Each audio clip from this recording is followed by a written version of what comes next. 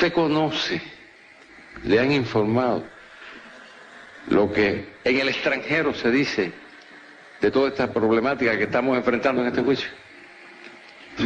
Precisamente yo estaba esperando terminar a pedirle permiso al presidente y hablar algo de esto, ¿no? Yo he tenido oportunidad de ver algunos materiales que se refieren a lo que aquí sucede, ¿no? En realidad, ¿qué se dice ahí? Que hay una incisión política, que lo que hay es un levantamiento militar en Cuba, que es sedición, que el Ministerio de la Fuerza Armada y el Ministerio del Interior hay sublevaciones, que hay división interna en el partido, que hay se dice aquí que hay una lucha entre los viejos y los jóvenes, y que bueno, que Castro está haciendo una purga. ¿Se imagina lo que es decir al pueblo cubano que a mí me llevaron drogado al Tribunal de Honor? Y bueno, ya que se ocupan de transmitir esto al mundo, también que transmitan la verdad, ¿no? Que transmitan la verdad. Mr. Abrams, you wrote in an op-ed piece in the New York Times yesterday that the Ochoa trial was actually a show trial. Explain your thesis, sir. Well, stylistically, it certainly is reminiscent of the Moscow trials of the 1930s. Ochoa has said, this is all on TV in Cuba, I despise myself, I have no reason to live, my final thought, if I am to be executed, will be of Fidel. This is the kind of language that we recognize from the real show trials and from Darkness at Noon, Arthur Kessler's book. It's a throwback to a kind of Stalinist past for the Soviet Union. There it is in Cuba. The notion that one should take Ochoa seriously as a drug trafficker, that one should take these as real trials, is laughable. For most of the time in question, Ochoa has been in Africa, leading the Cuban Expeditionary Force in Ethiopia, then in Angola. He was decorated for that. He is a highly decorated hero of the revolution. He wasn't even in Cuba. Some of the people involved on the so-called Tribunal of Honor who are judging him are, in the view of the United States, involved in drug trafficking themselves. ¿Usted está de acuerdo con nosotros en que usted ha hecho un daño muy grande a la institución que se le confió? ¿Usted está de acuerdo con nosotros en que usted no ha actuado a la altura de la confianza que se le depositó por parte de nuestro comandante en jefe y de la dirección del partido, del Estado y del gobierno? A mí me basta y le doy las gracias por su respuesta.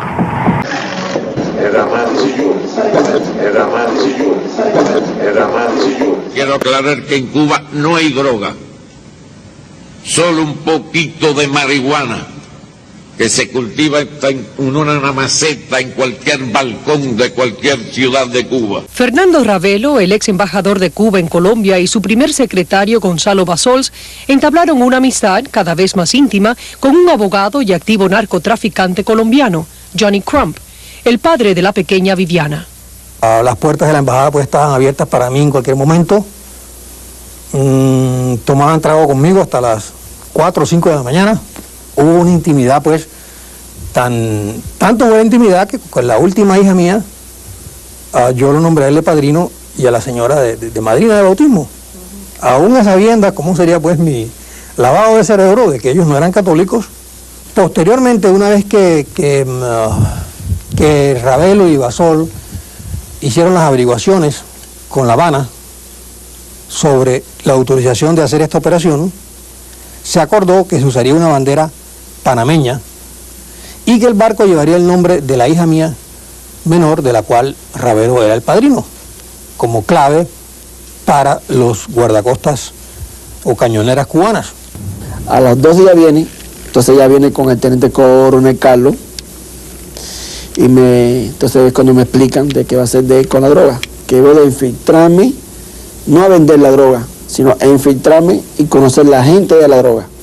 Esteves transbordó de un barco Viviana alrededor de 8 millones de pastillas de metacualone. en ese barco estaban los jefes del Ministerio del Interior, esperándonos a nosotros.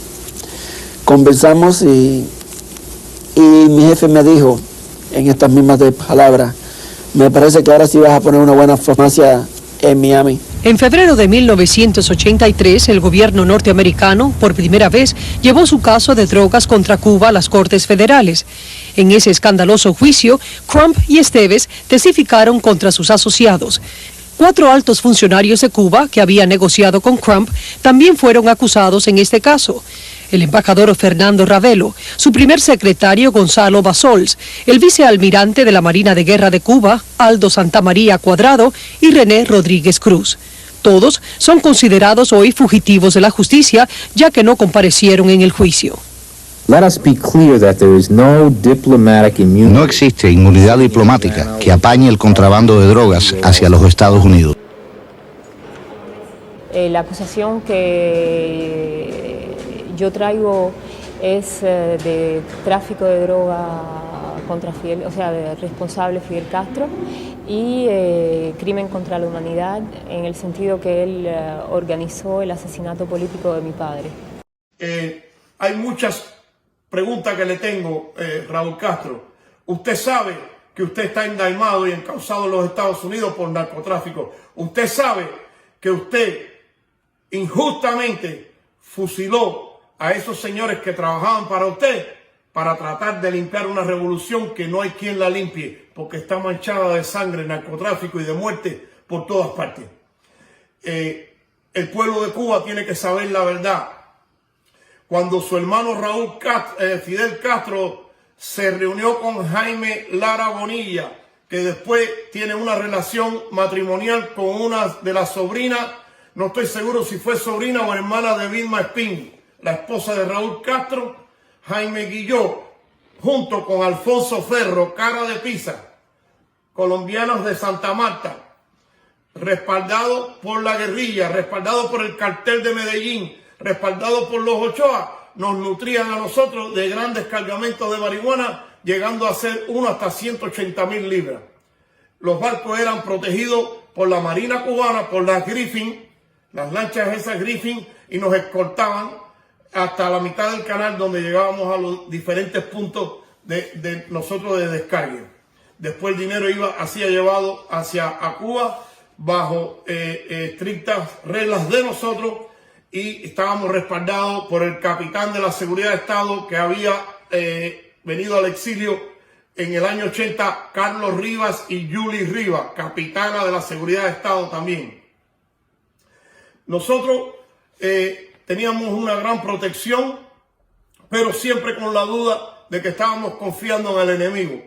Nosotros éramos narcotraficantes, no éramos patriotas, porque no lo éramos, cometimos errores. Hoy le doy gracias a Dios que rectifiqué y que de verdad pude salirme de toda esa patraña, porque toda era una patraña, lo mismo los de allá que los de aquí. Pero sí quiero decirle algo. La hora está llegando. El involucramiento de la cúpula cubana, del gobierno, junto con los venezolanos, Diosdado Cabello, Nicolás Maduro. El expresidente de Cuba, Raúl Castro, se reunió el martes con su aliado, el presidente venezolano Nicolás Maduro. Una vez le retiraron las esposas y con la ayuda de una intérprete, el juez John O'Sullivan formuló la primera y única pregunta. Sí, buenas tardes, señor. ¿Su nombre? Mr. Dick Gregory, former Chief Assistant U.S. Attorney for the Southern District of Florida. Y Trump le dijo luz verde. Aplasta Maduro, le dijo. Señala al general Luis Alberto Rodríguez, de nacionalidad cubana, como el enlace para coordinar el tráfico de drogas con Venezuela. Rodríguez, quien además es exyerno de Raúl Castro, estaría a la cabeza de militares cubanos asignados al Departamento de Estupefacientes. Afirma el diplomático durante el panel llamado exigiendo responsabilidades a los dirigentes cubanos que la cocaína se envía a través del puerto de La Guaira, ubicado en Venezuela. El presidente de la República de Cuba, Miguel Díaz-Canel Bermúdez, rechazó hoy las acusaciones de Estados Unidos de la supuesta participación de la mayor de las Antillas en hechos de narcotráfico, lo que consideró un pretexto para agredirnos más. Y Evo Morales En este momento se hace la explicación de cómo se hace la cosecha de la Sagrada Hoja Milenaria al expresidente de España, José Luis Rodríguez Zapatero. Aseguran las autoridades españolas que Zapatero no llegó a informar al Ministerio de Asuntos Exteriores sobre la agenda del viaje y en especial de esa entrevista con Raúl Castro. Soy Bárbara Rey y voy a votar por el centro. El capítulo 3 del documental, que repasa las infidelidades de Juan Carlos, está ya disponible en A3 Player. Gracias al cultivo de azúcar. Pues como decías, Blázquez, aquí les conocemos sobre todo por ser amigos íntimos de Juan Carlos I. De hecho, cuando el rey emérito abandonó España el año pasado, las primeras quinielas apostaban a que su destino sería República Dominicana para quedarse precisamente en una de las propiedades que los hermanos Fanjul tienen en el país y en la que ya había estado de vacaciones, sobre todo con el hermano mediano, con Pepe Fanjul. Con él tiene mucha más relación. Pero para entender los lazos entre el Borbón y los reyes del azúcar hay que remontarse muchas décadas atrás, a los años 30 del siglo pasado, cuando la tía abuela de los Fanjul, Eldemira San Pedro, se casó con el príncipe Alfonso, el tío de don Juan Carlos. Y me acordaba de esa frase de que todo cubano tiene su historia y toda historia tiene su cubano. Este jueves, el presidente de los Consejos de Estado y de Ministros, Miguel Díaz-Canel Bermúdez, recibió en la misión cubana ante la ONU a empresarios y líderes de distintas organizaciones agrícolas de este país, evento promovido y organizado por la Coalición Agrícola de los Estados Unidos para Cuba. Cuando se desató el escándalo de Bill Clinton y de Mónica Lewinsky, aparentemente cuando sucedía todo aquel hecho en la oficina Oval, con el tabaco, etcétera, dicen que estaba hablando con uno de los Fanjul, Clinton, por teléfono. Lo cierto es que los Fanjul tienen un poder que levantan el teléfono y le contestan presidentes, reyes, aristócratas, cualquier cosa. ¿Por qué no te callas? Este jueves 30 de noviembre continuará la visita oficial del presidente Miguel Díaz-Canel Bermúdez, la primera que realiza un jefe de Estado cubano a Emiratos Árabes Unidos. El día 3 de agosto se trasladó a Emiratos Árabes Unidos y permanece allí. Tuvieron que pasar 2 semanas para que el paradero de Juan Carlos I fuera confirmado tras anunciarle a su hijo, el rey Felipe VI, que abandonaba España perseguido por un escándalo de corrupción que involucra paraísos fiscales en Suiza, negociaciones secretas y, claro, gobiernos de la península arábiga. Pero ¿dónde estaría alojando quien reinó España por casi 40 años? How can you defend sugar subsidies? There is no such thing as a sugar subsidy. It's a sugar program, and by law, it's a zero-cost program. If you create a floor and and the federal government is guaranteeing a floor for the price of sugar, that's a subsidy. Ya te lo respondí. 15 millones de dólares. Ya te lo acabo de responder. Te lo acabo de responder. Pregúntale a Mike Fernández dónde está el dinero. Pero hay más. No se sabe por qué, pero pagó millones a una consultora que había trabajado antes para él y hasta hoy trabajaba para el comisionado Esteban Bobo de Miami-Dade. Esta tarde el político reacciona. En el caso Rivera y los millones repartidos, el magnate venezolano Raúl Gorrín no fue el único. La investigación del Herald apunta a Esther Nufer, propietaria de la consultora Communication Solutions. Aparentemente habría recibido $3.5 millones transferidos por el excongresista. El Herald advierte que Nufer presuntamente envió 2 millones de ese dinero a su cuenta personal. La relación entre Rivera y Nufer data de 2006, cuando el cubano-americano lanzó su candidatura por la reelección al Congreso Estatal de Florida. Nufer y su consultora devengaron casi $1 millón en 3 años. Siguiendo el rastro a los contactos de Nufer, identificamos que desde 2015 ofrecía sus servicios en la campaña de Esteban Bobo como gestora de donaciones. Usted tiene ahora entonces... Porque el señor Bobo en ningún momento respondió a la pregunta del habla de corrupción. También tú tienes que hablar, por ejemplo, tu hombre de confianza, David Rivera, que recibió $15 millones de Nicolás Maduro. 3 millones de ese dinero comisionado fue a la jefa de finanzas de tu campaña. El presidente Guaidó tuvo que demandar para que se devolviera ese dinero. Usted ha devuelto solamente $1,000. ¿Dónde está el resto del dinero? ¿Y qué ha pasado con los casos de fraude electoral que tuvieron sede en tus oficinas públicas, donde los boleteros de esta ciudad entraban y salían con boletas mal importadas? O sea, el corrupto aquí, señor Bobo, es usted. El testimonio acusador de narcotraficantes y de agentes castristas ante las Cortes y el Congreso norteamericano detalla el papel crucial que juega Cuba en esa conspiración.